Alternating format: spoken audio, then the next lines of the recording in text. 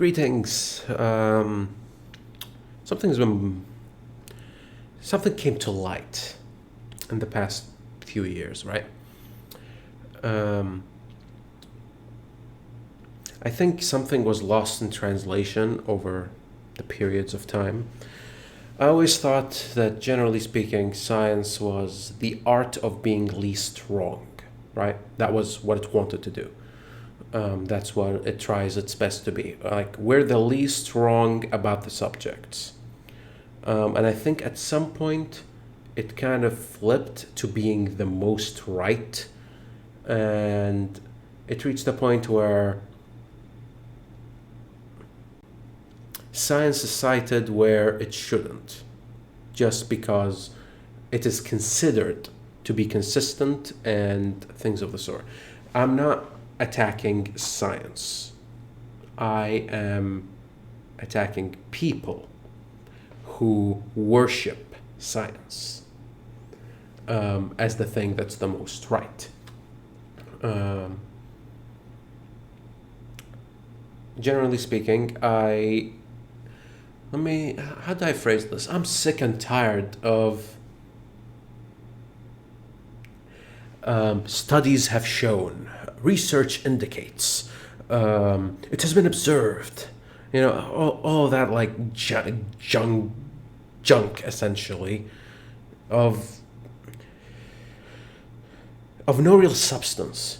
Because like when I look at like how essentially most people who do research in order to acquire the funding they need to produce a couple, and essentially I feel that the scientific process has been corrupted in a way, and just like everything in this modern day, I feel has been doing more than it should, and sort of aiming at specific things. And I especially see it in what I consider to be the pseudoscience fields, right? Psychology, sociology, the ones who are more art than science, right?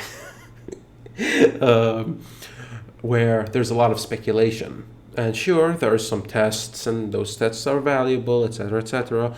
A lot of it is just people winging it, right? And of course, I noticed that a lot of medicine is about not healing, but rather about controlling pain, or mitigating it in a way. I've noticed, like I looked up the carnivore diet and things of the sort, and I found a lot of pushback against it, but without any scientific basis besides we hate this, so we're not going to fund the research for it. And it makes me feel it's almost as if the people who are trying, who like people lost the joy of discovery, I guess. That's what I'm getting at, right? Because I love being wrong. That's like one of my favorite things. I sometimes intentionally say the most outrageous things just so people correct me, because I enjoy that exchange, right? I find that when you're wrong, suddenly there's more to explore, right? Because it's not often that you are 100% wrong.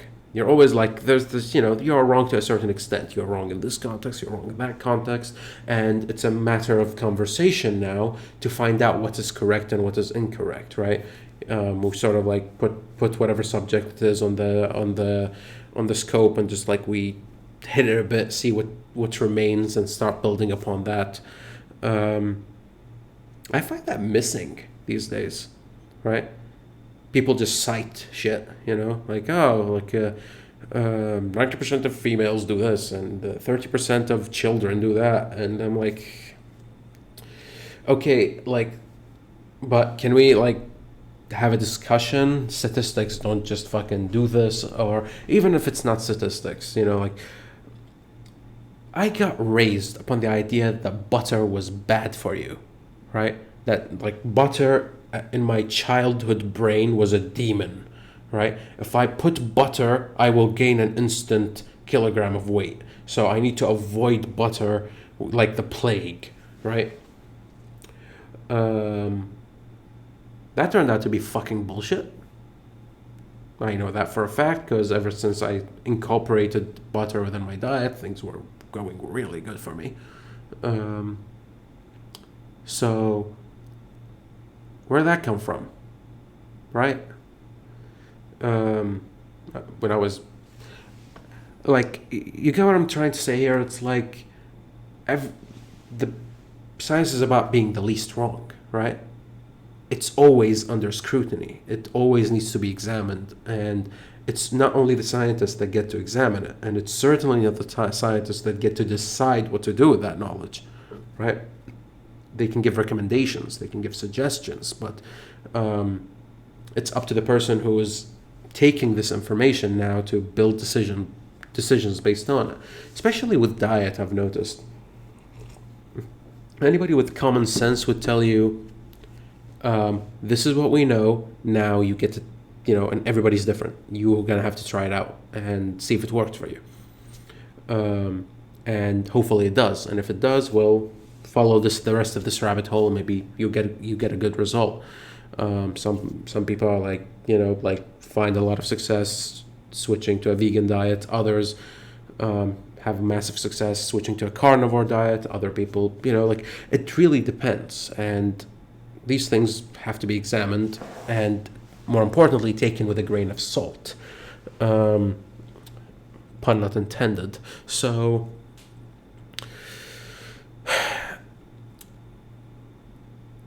we can't avoid the elephant in the room, which is, of course, the madness period that was the virus, right? And how essentially people, again, transformed weirdly into a cult. I still remember in Vienna where they almost did it, Austria, they almost did it. They almost reached a level of tyranny towards the quote-unquote unvaccinated that was unprecedented, simply because they were following the science, right? And I think it generally, again, this isn't really an examination of the decision-making units that got them there. I'm looking for the source of the issue, the source of the corruption, if you will, and how can we address it. And I think in general, it does go down to this one absolute fact, which is that people don't think scientifically. They need to be trained to think scientifically. And just because somebody is a scientist doesn't mean that their training is sufficient. It still needs to be under scrutiny. And if science is put in a position where it is the most right, what it's going to end up being is wanting to stay right. And that's the main issue. Science should be about being wrong and knowing why you're wrong and how you can not be wrong in the future. That's the value of the scientific process. That's the value of consensus and peer-reviewed stuff and multiple experiments on different hypotheses all across the world, engaging into this dance of trying to find out what's going on. Putting contexts into things. A lot of it is art in a way. A lot of it is using units of consistency and predictability in order to create a model of reality that's the most likely iteration at the moment. But it could be wrong. And it most likely is, but the more we know, the less wrong we'll be. It is not absolute. Just because you follow the scientific process doesn't make it absolute. I know this. I entered science labs, and I fabricated data in order to get a higher grade. I've done that, right? And if the experiment wasn't agreeing with me, I knew how to tilt it to make it agree with the statement I want to make. I know how easy it is to do that. It is not infallible. Of course, I was a student and looking for a grade, so that was like a low application. Um, but there's also monetary and political incentive to make stuff like this. Oil companies wanted to distract you from the fact that they're the one, quote unquote, causing climate change. So they make like the carbon footprint, and they pretend like everybody else has a problem except them, and you need to worry about your carbon footprint. We don't have to. And look at these studies that we funded. Okay, I was doing it to get a grade. I can't imagine what I'd do if I was getting paid for it, right? And that needs to be, again, kept in mind. It's not infallible, it's not absolute, and it's not about being the most right. It's about being the least wrong. That's all I got. I'll see you guys on the next one.